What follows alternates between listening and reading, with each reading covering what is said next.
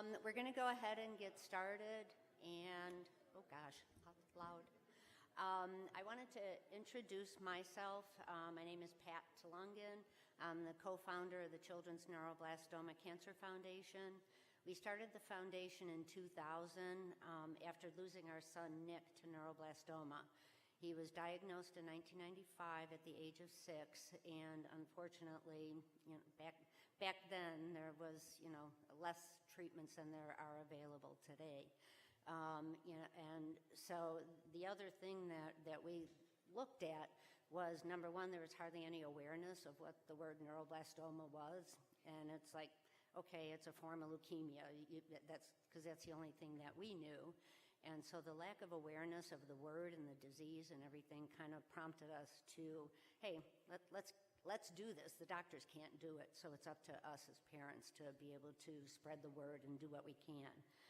And so the other issue was education.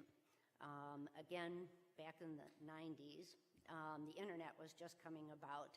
And so the only information that you could find was, maybe the American Cancer Society, and you'd find adult cancers, and everything was very generic, and there was nothing very specific.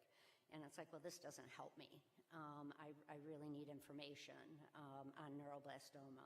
So that's why we kind of started out 2 years later. We had our first conference here in Chicago. I got a grant from Kemper Foundation, I think, and we ended up having 50 people. And I'm going, oh my God, that's a lot of people.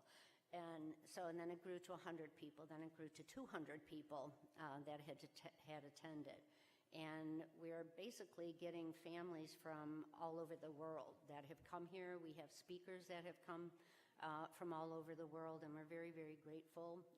Number one, that all of you can make it here, because the whole point is to try to give you information, knowledge, resources, because this is a very difficult disease.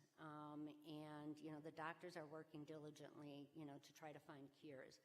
So we want you to know that they are doing that, so it's not just, oh, this is what you're going to get. There's research going on all the time.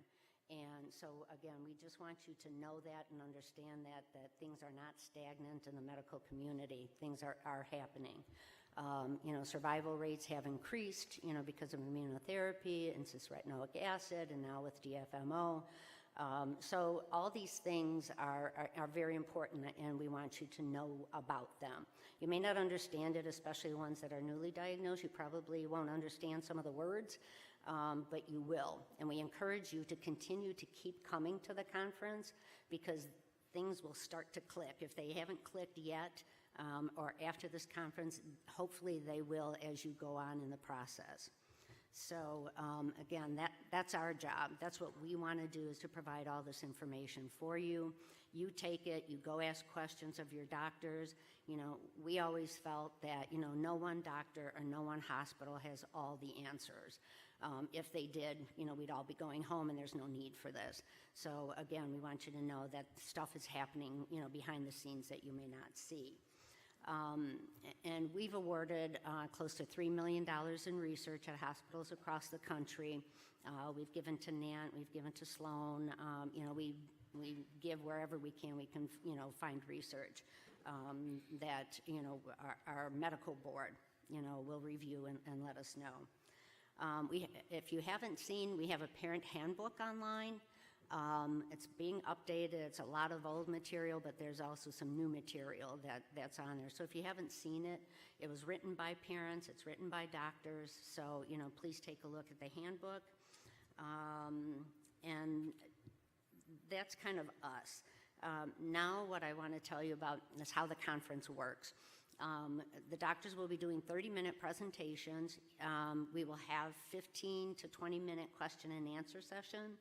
On either sides, there are stand-up mics, and we are recording this.